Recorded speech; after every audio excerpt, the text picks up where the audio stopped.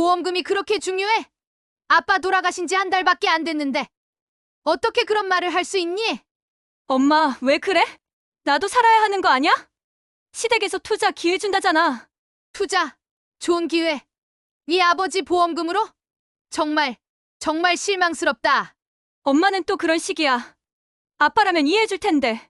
너한테 평생을 바쳤는데 엄마, 누가 그러라 했어? 그건 엄마가 선택한 거잖아. 내가 선택했다고? 아, 진짜 그만해. 나 끊을게. 영상을 시작하기 전에 오른쪽 하단 구독과 좋아요 버튼을 눌러주시면 더 많은 분들께 이런 감동적인 이야기를 전해드릴 수 있습니다.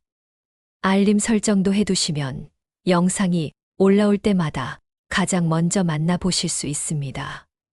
안녕하세요. 저는 68세 임정희입니다.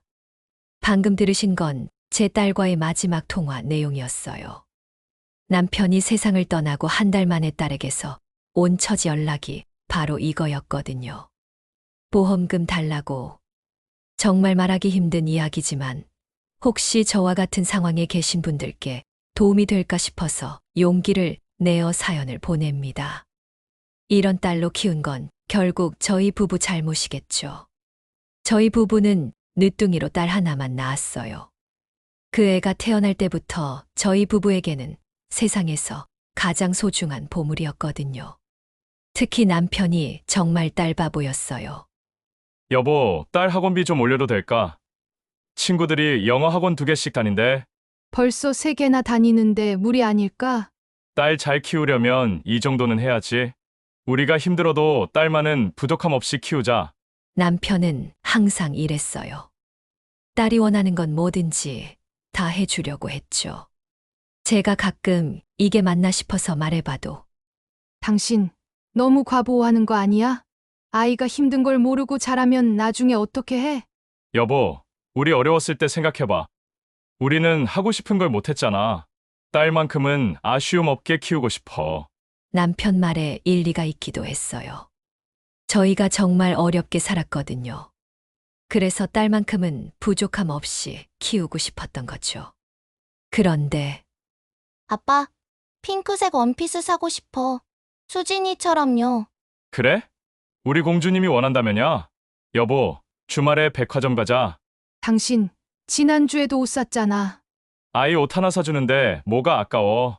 친구들보다 못하게 입으면 우리 딸이 위축될 거야. 딸은 이렇게 원하는 건 뭐든 다 가지며 자랐어요. 어릴 때는 그냥 귀여운 줄 알았는데 지금 생각해보면 그때부터 잘못된 거였어요. 중학교 때였나 딸이 친구들이랑 놀러 나갔다가 늦게 들어온 적이 있었어요. 너 지금 몇 시야? 엄마가 얼마나 걱정했는 줄 알아? 친구들이랑 재미있게 놀았는데 뭘 그래. 아빠는 늦어도 괜찮다고 했어. 언제?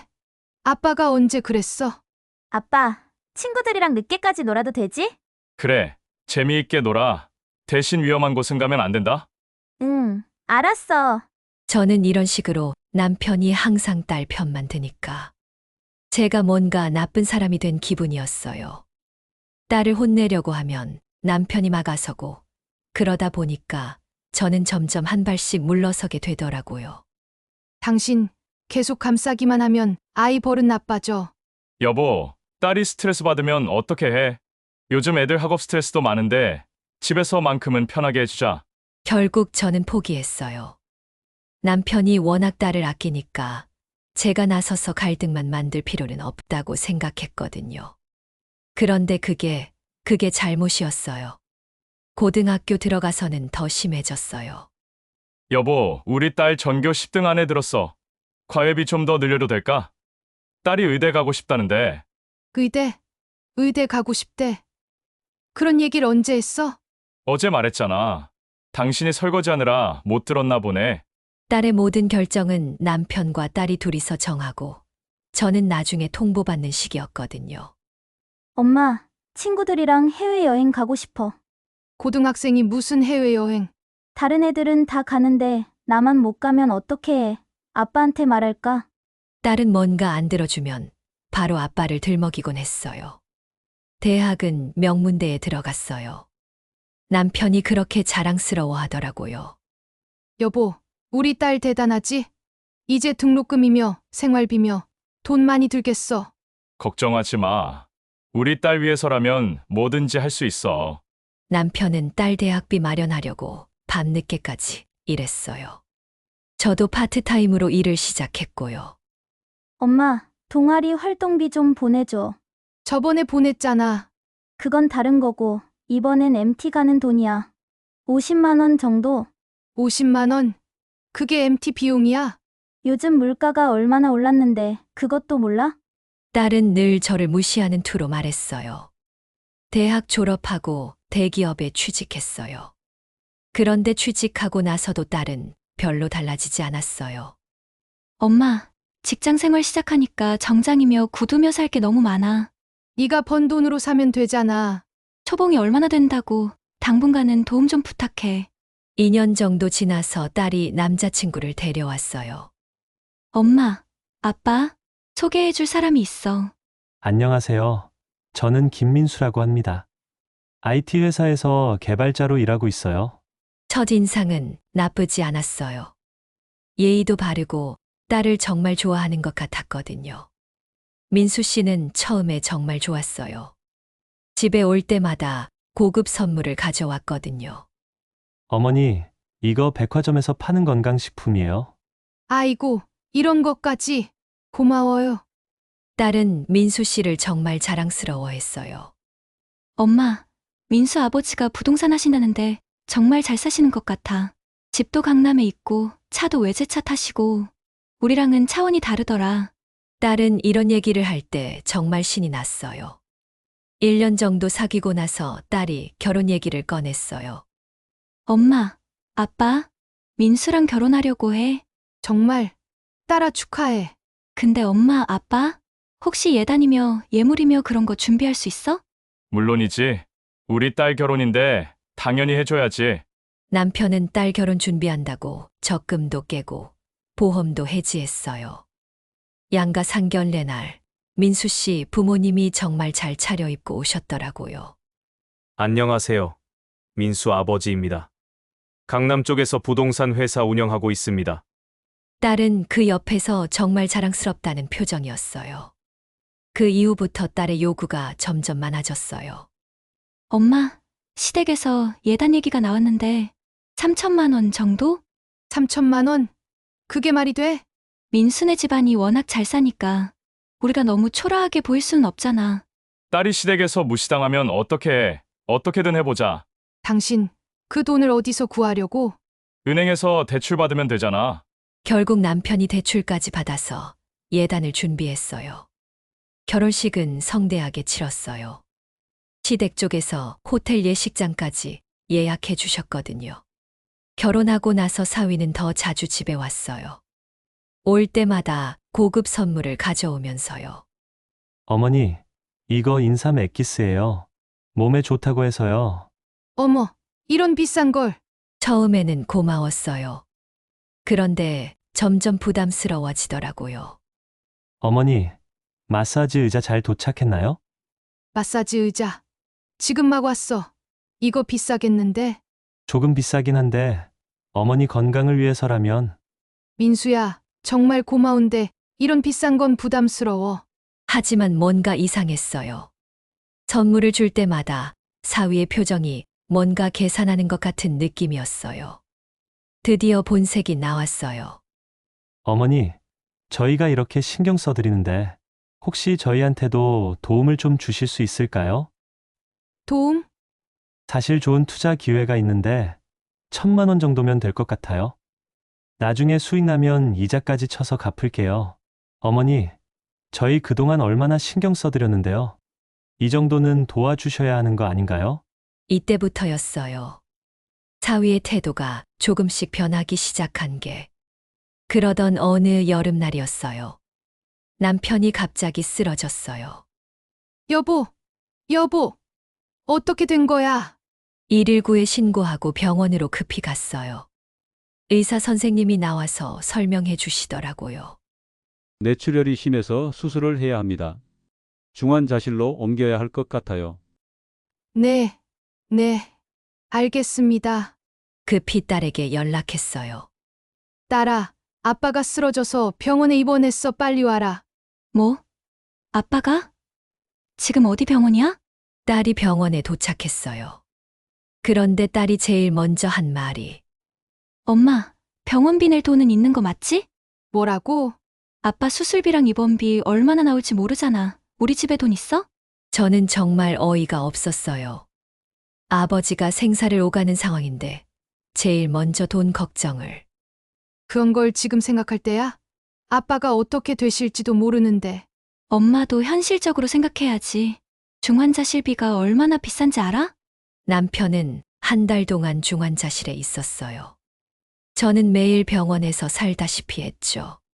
간병인을 쓸 돈도 아까워서 제가 직접 간병했어요. 그런데 딸은 딸아, 주말에 좀 와줄 수 있을까? 엄마가 너무 힘들어. 엄마, 미안한데 이번 주말에 시댁 가기로 했어. 시댁, 아빠가 이런 상황인데. 시어머니가 며칠 전부터 약속 잡으셨는데 갑자기 안 간다고 하면 예의가 아니잖아. 미안해, 엄마. 딸은 아버지가 중환자실에 있는 한 달 동안 단 한 번도 간병을 도와주지 않았어요. 가끔 문병을 와도 10분 정도 있다가 바로 갔어요. 아빠, 빨리 나으세요. 전 먼저 갈게요. 딸아, 좀 더 있다가 가면 안 될까? 엄마, 민수가 차에서 기다리고 있어. 주차비도 비싸고.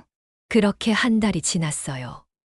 남편은 결국 깨어나지 못했어요.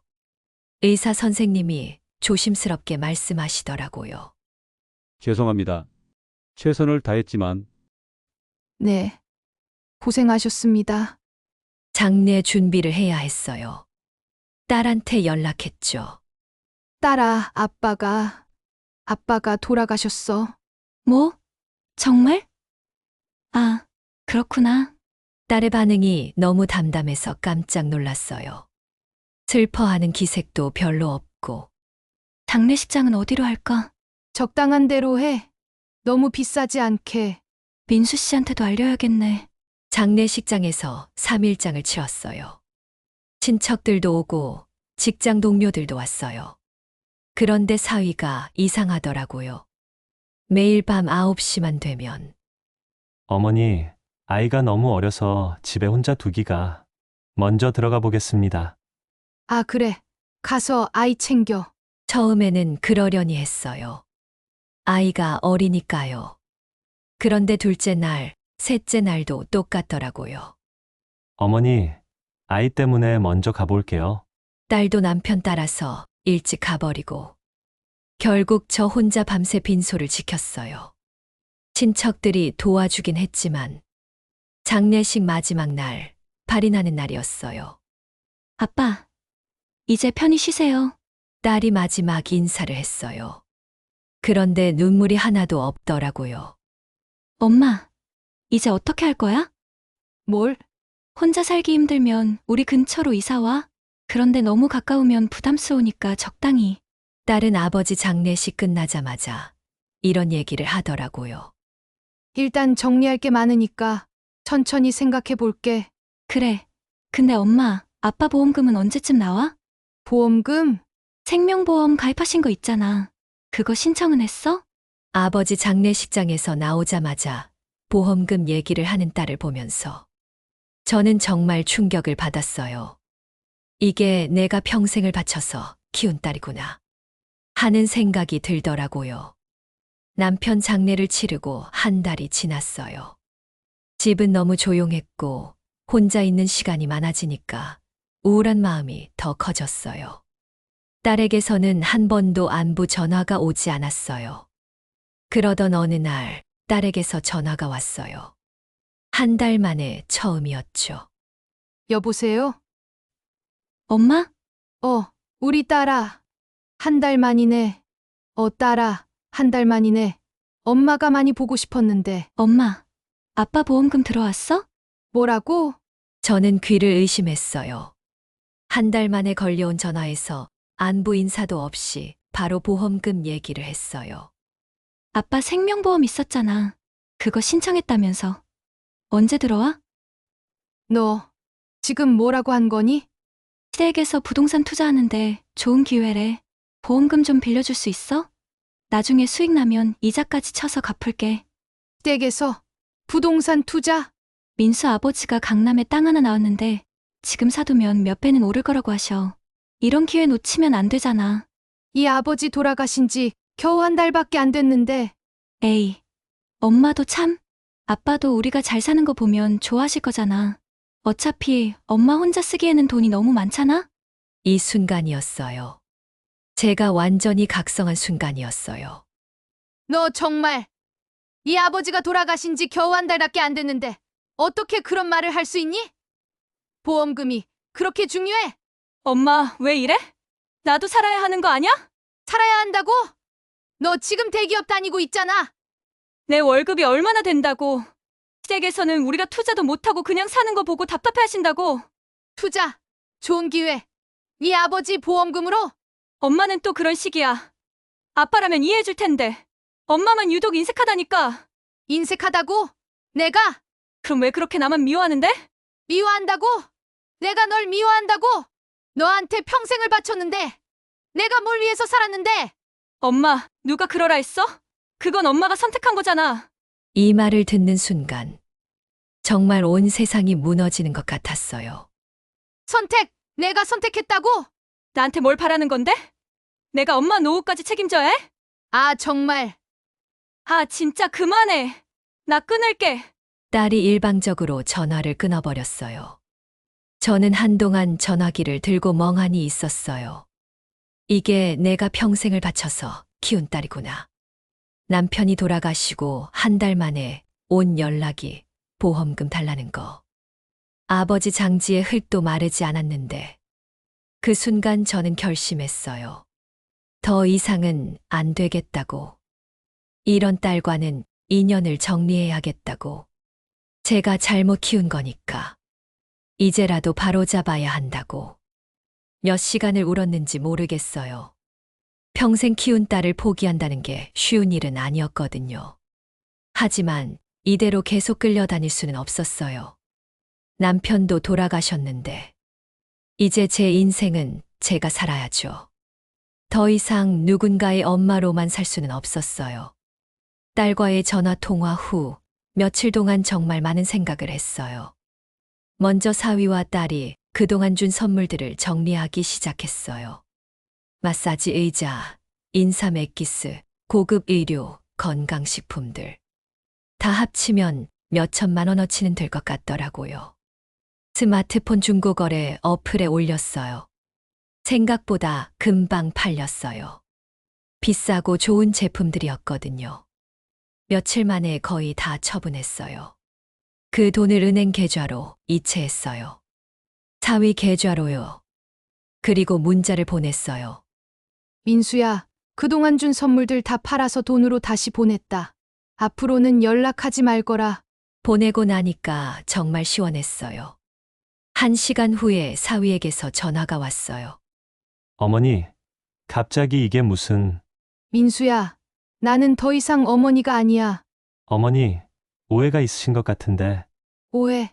무슨 오해? 저희가 돈 달라고 한 게 그렇게 기분 나쁘셨어요? 저희도 어려운 상황이었어요. 어려운 상황이라고? 너희들이? 사실 부동산 투자 때문에 빚이 좀 있었어요.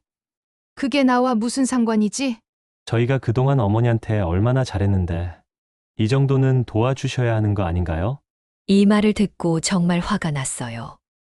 잘했다고? 계산해서 선물 주고 나중에 돈 달라고 하는 게 잘한 거라고? 그게 아니라, 민수야, 앞으로 나한테 연락하지 마. 우리 딸한테도 그렇게 전해줘. 어머니, 전화를 끊어버렸어요. 그 후로 사위가 몇 번 더 전화했지만 받지 않았어요. 문자도 몇 개 왔어요. 어머니, 제가 잘못했습니다. 다시 한번 기회를 주세요. 저희도 딸이 있는 몸이라 이해해 주세요. 어머니 마음을 상하게 해서 죄송합니다. 하지만 전부 무시했어요. 딸에게서도 전화가 왔어요. 엄마, 민수한테 들었는데 뭐가 문제야? 너한테는 할 말 없어. 엄마, 왜 이래? 우리가 뭘 잘못했다고? 뭘 잘못했냐고? 이 아버지 장례 끝나자마자 보험금 얘기부터 하고 한 달 만에 온 전화가 돈 달라는 거였고, 그게 그렇게 큰일이야? 가족끼리 서로 도와주는 거 당연한 거 아니야? 가족이라고? 너희가 언제 가족같이 행동했어? 엄마, 진짜 이상해졌다. 아빠 돌아가시고 나서 완전히 달라졌어. 맞아. 나 달라졌어. 이제야 정신 차렸어. 뭔 소리야? 너랑은 더 이상 얘기하고 싶지 않아. 연락하지 마. 엄마! 저도 일방적으로 전화를 끊었어요. 그 후로 딸과 사위 번호를 모두 차단했어요. 집 주소도 알고 있으니까 찾아올 수도 있겠지만 그때 가서 생각하기로 했어요. 며칠 후에 정말로 딸이 집에 찾아왔어요. 문을 두드리면서 소리쳤어요. 엄마, 문 열어. 엄마! 하지만 문을 열어주지 않았어요. 엄마, 왜 이래? 우리가 뭘 잘못했다고? 민수도 진짜 미안하다고 하잖아. 엄마 혼자 살기 힘들 텐데 왜 이렇게 고집 부려? 1시간 정도 밖에서 소리치다가 포기하고 갔어요. 그 후로는 오지 않았어요. 저는 드디어 자유로워진 기분이었어요. 더 이상 딸 눈치 보면서 살 필요도 없고 사위 비위 맞출 필요도 없고 물론 외로웠어요. 남편도 돌아가시고 딸과도 연을 끊었으니까요. 하지만 그게 제대로 된 선택이었다고 생각해요. 계속 그들에게 휘둘렸다면 저는 평생 돈 주는 기계로만 살았을 거예요. 그렇게 딸과 연락을 끊은 지 벌써 6개월이 지났어요. 처음에는 정말 외로웠어요. 남편도 없고 딸과도 연을 끊었으니까요. 하지만 점점 마음이 편해지더라고요. 더 이상 누군가 눈치 보면서 살 필요가 없어졌거든요. 한 달 정도 지나서 복지관에 갔어요. 혼자 있으니까 우울한 마음이 들어서요. 안녕하세요. 혹시 여기서 할 수 있는 일 같은 거 있을까요? 아, 어르신. 노인 일자리 사업 말씀하시는 거죠? 네, 그런 거요.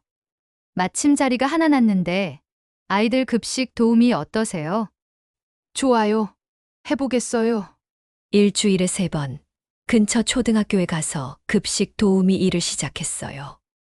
처음에는 어색했지만 아이들이 너무 예쁘더라고요. 할머니, 감사해요. 할머니, 내일도 와요. 아이들이 인사할 때마다 마음이 따뜻해졌어요. 복지관에서 다른 어르신들도 많이 만났어요. 임씨, 요즘 표정이 많이 밝아지셨네요. 그래요? 일을 시작해서 그런가 봐요. 저도 처음엔 집에서 혼자 있으니까 우울했는데 여기 나와서 사람들 만나니까 훨씬 좋아요. 맞아요. 사람은 역시 사람들과 어울려 살아야 하는 것 같아요. 비슷한 처지의 어르신들이 많았어요. 자식들과 갈등이 있는 분들도 있고, 혼자 사시는 분들도 있고, 그런 분들과 이야기하면서 제가 혼자가 아니라는 걸 느꼈어요. 임씨는 딸 하나 있다고 하셨죠? 네. 하지만 지금은 연락 안 해요. 아, 그러시구나. 저도 아들 둘 있는데 명절에나 한 번씩 보죠 뭐. 요즘 자식들이 다 그래요. 바쁘다고 하고. 그래도 건강하게만 살고 있으면 다행이죠. 처음에는 딸 얘기만 나와도 마음이 아팠는데, 이제는 괜찮아졌어요. 제가 딸을 위해서만 살았던 시간들을 돌이켜보면 정말 아까운 시간들이었어요. 이제는 누군가의 엄마가 아니라 임정이라는 한 사람으로 살고 있어요. 작은 월급이지만 제가 번 돈으로 제가 하고 싶은 일을 해요. 책도 읽고 가끔 영화도 보고 복지관에서 하는 요가 수업도 들어요. 선생님, 오늘 요가 자세가 많이 좋아지셨네요. 정말요? 처음엔 몸이 너무 뻣뻣했는데. 꾸준히 하시면 더 좋아지실 거예요. 이런 작은 일상들이 저에게는 너무 소중해요. 그동안 딸 뒷바라지하느라 제 자신을 돌볼 시간이 없었거든요.